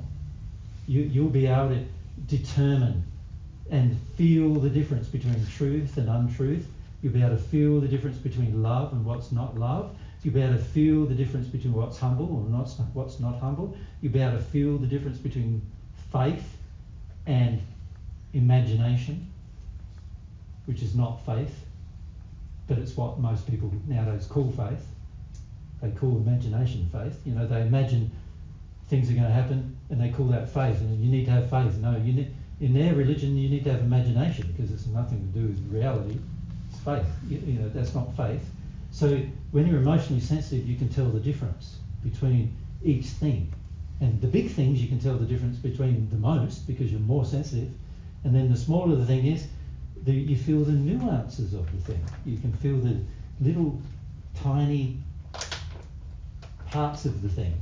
So for example, if Mary's upset, I can feel why she's upset, where her upset comes from, who she's upset with, how she's upset, why she feels upset, whether it's an injury or a valid reason, and I can feel all that without asking her. Right?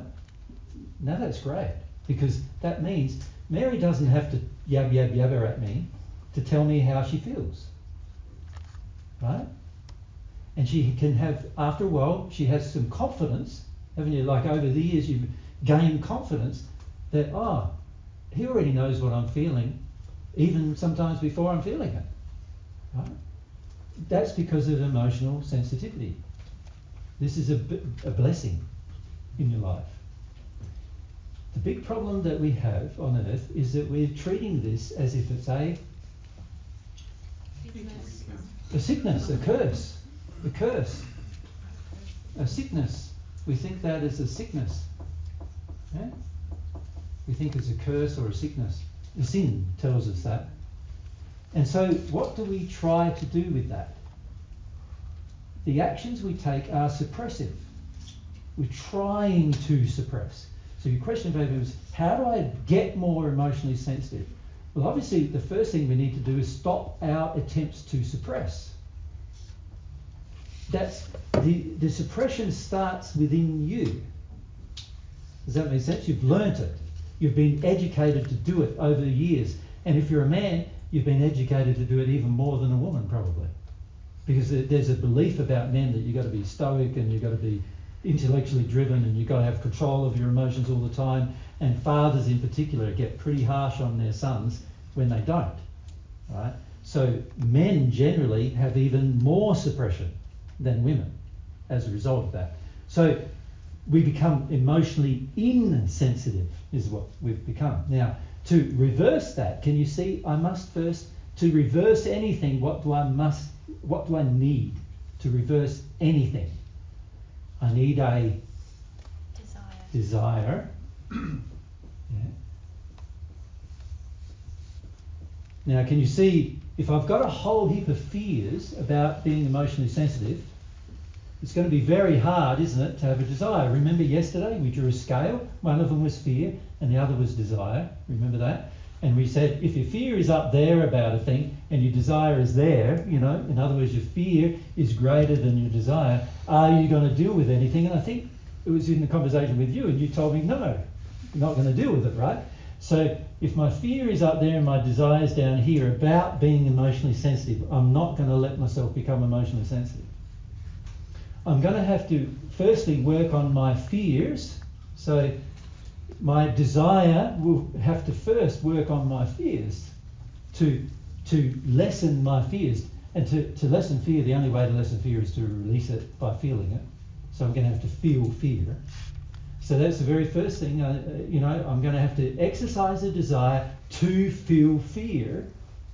So that, and in particular, the fear of being emotionally sensitive. In 2016, I think, we did a series of assistance groups, and I think it was the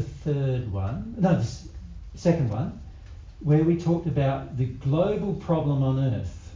And the global problem on Earth is being terrified of that.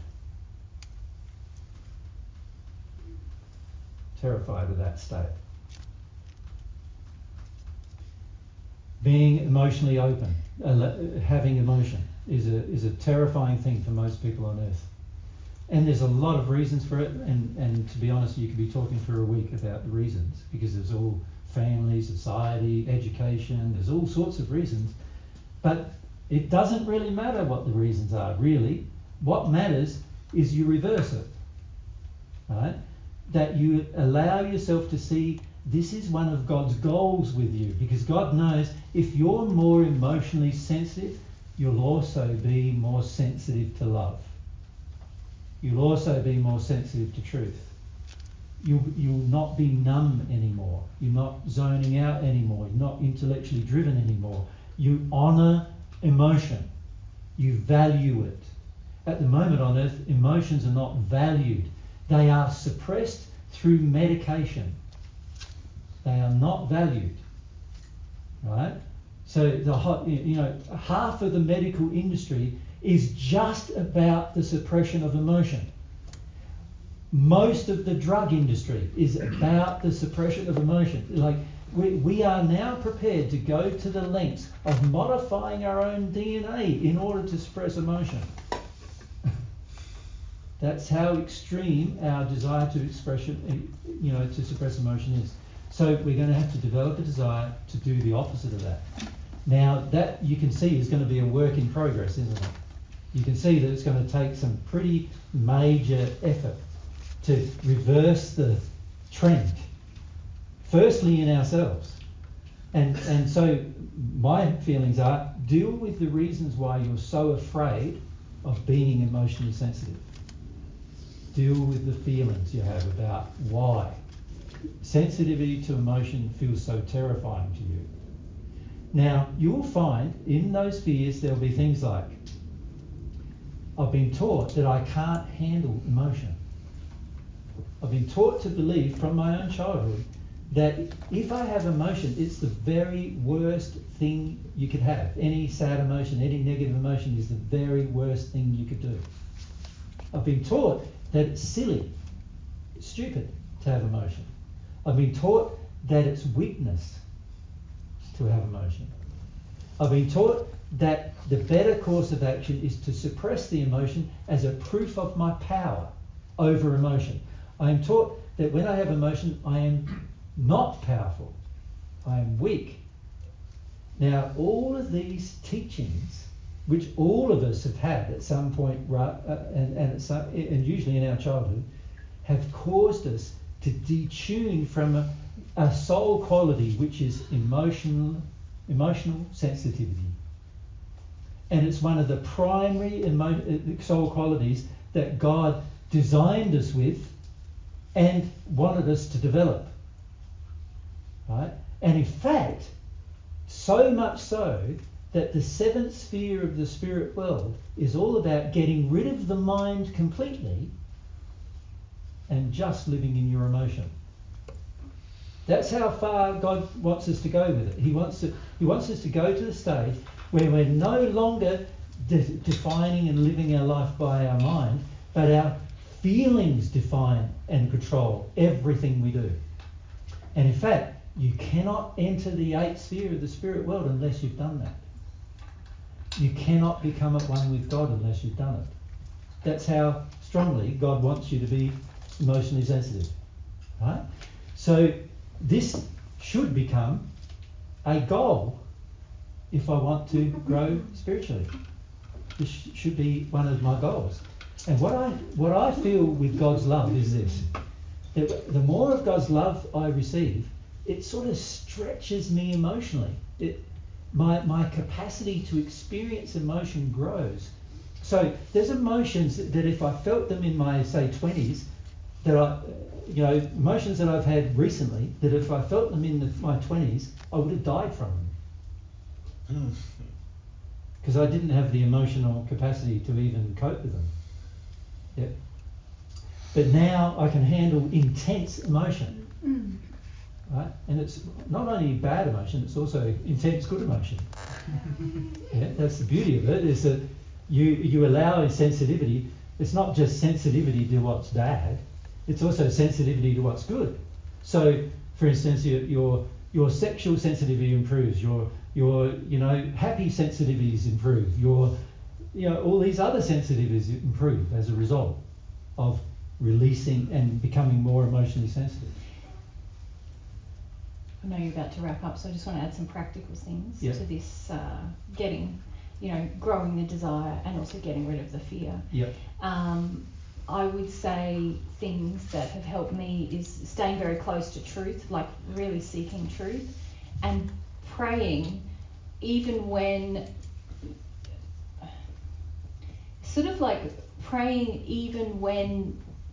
we know, now prayer is a heartfelt longing, don't you?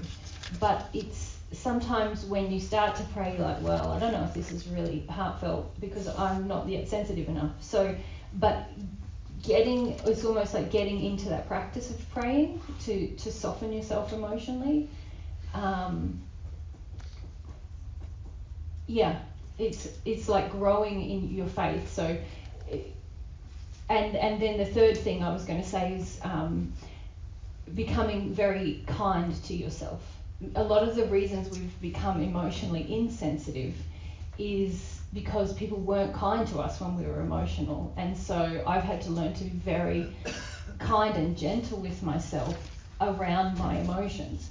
The way that I sort of came at things initially was, well, right, I can see the truth is I've got to be emotional, I'm going to make myself emotional in the same way that people got me to do things when I was a kid, which is very sort of kind of harsh, and you've got to force yourself, and that never worked. I had to learn to be very kind to myself, and it's almost like then I created almost a space inside of me that felt safer to have emotions, because before then I was sort of living with the messages I'd had in my childhood. I'd internalised them towards my emotional self, and then I couldn't feel anything, and I knew I should be feeling something. And so really seeking more of God's truth, praying to God even when I wasn't receiving answers, if you like, I wasn't receiving God's love, but being in a prayerful state and learning to be kind and compassionate to myself, and exercising that even when it felt uncomfortable, even when I felt like, no, I should be punishing myself, I'm not living up to what I should be, really catching myself in those moments and being kind and compassionate.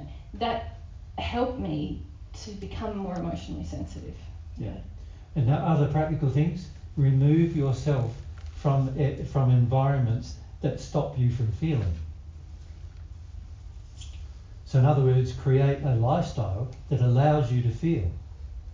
So if you've got a job that shuts you down for 9 hours of the day and it doesn't let you feel, then you need to do something about that, take some action about that, right? So that you can feel. There's jobs, like what I find, like I can be working outside in the environment, doing different jobs, and I can cry all day if I want, right? So that would be a better job than like the job I used to have, which was computing systems, hardware and software engineering. And man, I was like so intellectual. It's like working in front of this computer, and by the time 10 hours have gone past or 12 hours goes past, didn't have an emotion at all. Just do, get it done, driving yourself, After a while I realised I can't do this anymore. I'm earning plenty of cash and everything, which is just an addiction anyway, and I'm earning all this money and whatever, but at the end of the day, I'm numbing my soul, I'm feeling like I'm numbing my soul. And so you got to change that. You choose to, if you have to sacrifice some funds for the result of changing your life, then sacrifice your funds and change your life. If you've got to sell a house and move to a different location to save your life, then do that. Make a choice to create an atmosphere. Yeah, it's sort of like you're saying, you almost making that your job for a while. Yeah. You're developing something that's going to serve you eternally. So, but it's going to take some effort. I think when I first met Jesus again, I was like, right, well, you just feel, just do it, and there's no compassion for yourself in that process. But also there's sort of this magical idea that you can just flick a switch, and that's not how soul progression works. You really need to understand it's going to be a process, that you're going to have to be dedicated and diligent and consistent, and part of the diligence is being diligently kind to yourself and diligently making space for yourself and diligently praying and those things. Yeah. And also start questioning what you feel are priorities in your life. One necessary priority in your life is to look after yourself. So that means that you should at least earn enough money for you to live on, if that's what you need to live. You need to at least create a space where you can live, and you can, and also a space where you can cry, hopefully, right? A space where you can actually progress and work through things. You need to create that space. You need to be responsible for yourself in life. That is a part of you learning God's way, is to become a self-responsible being. So that's what you need to do. But you don't need to have millions of dollars at your disposal. You don't need to even have hundreds of thousands of dollars at your disposal in order to do that. There's so many things you can do to make your life better so you can feel, right? put a priority on opening your heart to feeling and opening your heart to God, which is all about feeling God and allowing God's feelings to enter you. Put a priority on that. So that's going to require potentially some adjustments in your life. Maybe an adjustment in your job. Maybe some trust and faith that if you put some priority in your life towards those goals, that it will benefit you in the long run. See, what I found was by the time I was 33, so I was an electronics engineer, software programmer, hardware engineer, networking engineer. I was doing that from the time I was 17 years of old to the time I was 33. And then I continued doing that even after I started progressing emotionally until I was 40. But the last 7 years of it were very difficult because it zoned me out of what I was trying to do. And I didn't realise that, I was trying to build an empire at the time. When I say an empire, it's just a little empire, I wasn't interested in ruling Austria or something. It was more like an empire of 10 or 15 houses, income coming in, so didn't have to work, that kind of thing. That was my motivation and my goal. And during that phase, that 7-year phase, when I started getting my priorities right, I sold off all these properties. I eventually got no profit from them because of how I sold them, because I knew I just had to quit everything, fire sale everything, and sort out my life, fire sale everything, sort it all out. So by the time I was 40, I was ready to face some substantial emotional issues in me by that stage, even though when I was 33 I was completely numb. And I was completely numb. If you had to ask me what I was feeling, I would not have been able to tell you what I was feeling for almost all the time. I wouldn't have been able to tell you what I was feeling. And I was certainly numb to other people too. I didn't know what they were feeling. In fact, most of the time, I was totally confused as to why people were doing what they were doing. I had no idea. I used to sit down and try to work out what they were doing and why. During that period of time, some people wanted to have a business with me, and I went into business with them. I was the director of the business, and they went through all of this stuff, and they eventually stole the whole business from me, right? And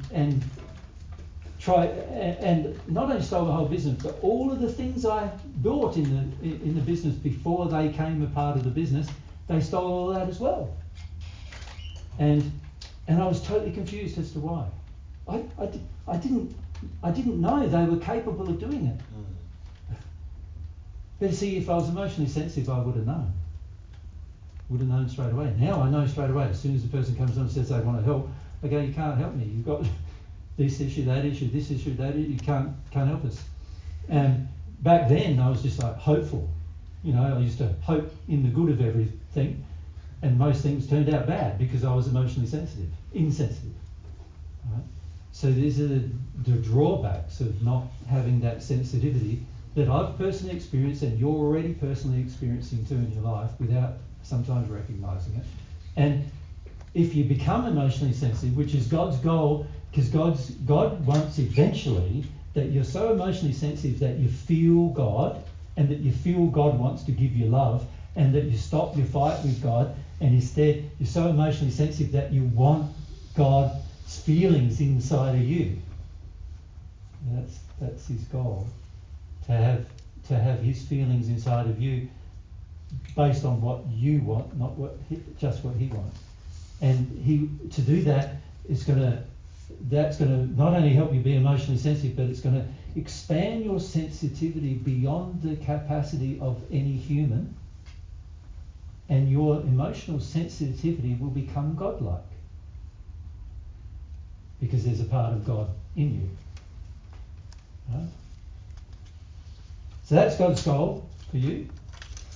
And going through that process, as Mary said, requires some fundamental things. You see how a lot of things get back to 4 things. Humility, truth, faith, and love. 4 things. Of course, you could add a 5th, and that's action. Taking action. Loving action. So tomorrow what we'll do is we'll probably get a bit more personal, and we might also do a bit of channeling too if we can. So there'll be sort of a combination of things we'll try to do tomorrow. Sound all right with you? Yep. And perhaps, well, Mary and I will talk about it tonight as to which order we'll do those things in. Also, one of the things we wanted to discuss with you is our plans for the future as well. So we want to try to squeeze all those things in tomorrow if we can. In Belgium, we had like 15 minutes left to discuss plans for the future, which wasn't enough time. So we probably want to spend a bit more time on that. So we need at least a half an hour for that. And then for the mediumship, we'll probably need at least an hour for that, at least, maybe. We might be able to do something a bit where spirits can ask questions, sort of have questions and spirits ask questions. We can talk about it. Yeah, and maybe even channel some spirits who are some of your relatives or friends. So. Yeah. Or guides. Or guides or whatever, yeah. Just so you can hear their experience. Yep. Mind you, if they're not honest with you, I'll call them on that. I'm okay with just it. Because you pass over, it doesn't mean you start getting honest with everybody about your experience, right? Because there's a tendency in this earlier spheres of the spirit world to try and cheer everybody else up on earth, and so lie a bit about the experience, you know what I mean? So we'll have to maybe deal with that as well. But we'll see how we go tomorrow. But we'll probably try to allocate, so if we can start again at 10, is that all right with you guys?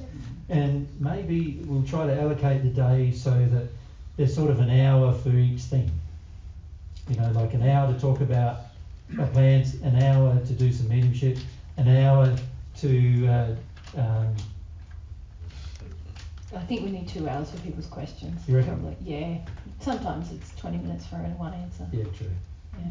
Can we not do longer talk? Well, see, now you're asking me to tire myself out more, and my feelings of self-love are going to say no to that. Yeah, I'm already talking nearly 6 hours a day with you.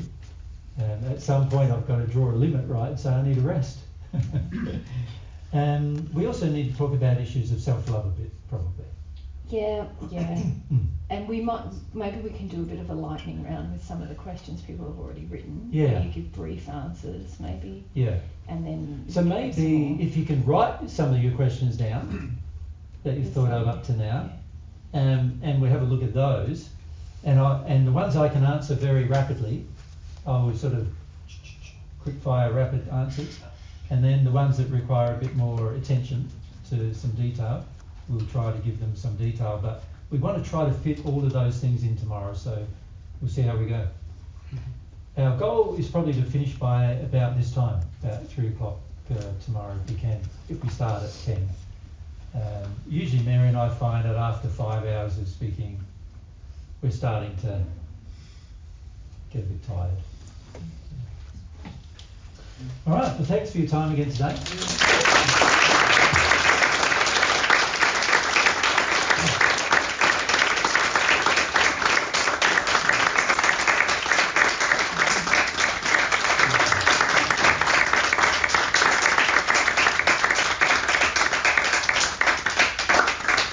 For those of you who want to have an argument with me tomorrow, I'm up for it. So, because every time you enter this argument, you can also start to enter the process of that confrontation between truth and error, which is what we want to continue tomorrow. And you'll find it's interesting, sometimes you can sort of feel other people in their argument, and you can see it's an argument, but then you don't see it in yourself. So it's interesting, these discussions, isn't it? Yeah. When will that be? At the end of the day? The whole day. During the... Yeah, just when you're in your questions, just be honest, Just be honest. Don't come ready, wanting to. It's not like that, it's more remember, just be real. A lot of the fight you have with God seemingly very gentle, but actually we need to say, no, this is a fight again, you're in the fight again, we need to have that confrontation. And so if we can do that tomorrow, that would be great. It'll be beneficial for you when you walk away from the group, that you'll feel at least some ability to confront your own error and you start, what's really good is if you can argue with yourself about your error. You know, like you go, oh, this is truthful, this is error, here I am in the error. Argue with yourself, the error starts going, oh, I want to do this and that, and truth says, I want to do this and that, and you can start to have that internally, right? That's the battle that's going on internally. You need to recognise the battle and have it, and then you don't have to visit it on everybody else.